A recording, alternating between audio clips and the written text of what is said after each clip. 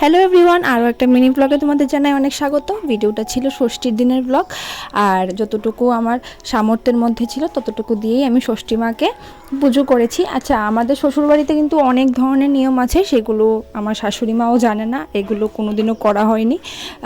হয়তোবা ওরা করেছে, এখন আর সে বলেছে যে যতটুকু করা দরকার ঠিক ততটুকুর মধ্যেই নিয়ম করছি। তো ছেলেদেরকে স্নান টান করিয়ে বসিয়ে দিয়েছি, নতুন জামা কাপড় পরে।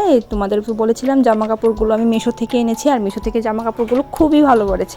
তো ওদেরকে জল দিলাম, ষষ্ঠীর জল, আর হাতে সুতোটা বেঁধে দিয়েছি।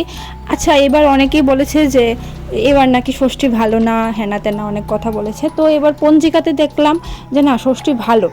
অনেকেই বলছে যে ষষ্ঠীটা ভালো না, কিন্তু আমি সেরকম মনে করিনি। যাই হোক, প্রথমবার এবার দিলাম, প্রথমবার বলবো না, আমি অনেকবারই দিয়েছি, কিন্তু আমার ছোট্ট সোনা বাবা যেহেতু এবার নতুনভাবে ওকে দিচ্ছি, তো আমার জন্য এটা প্রথমবারই হতে হবে, প্রথমবারই।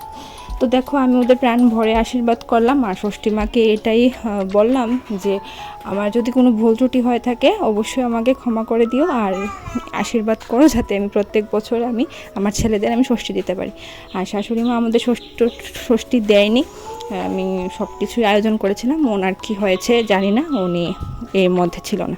যাই হোক, তো দেখো রান্না করেছি আমের টক আর ঝিঙে আলু দিয়ে একটা তরকারি, আর রান্না করেছি এই যে মুগ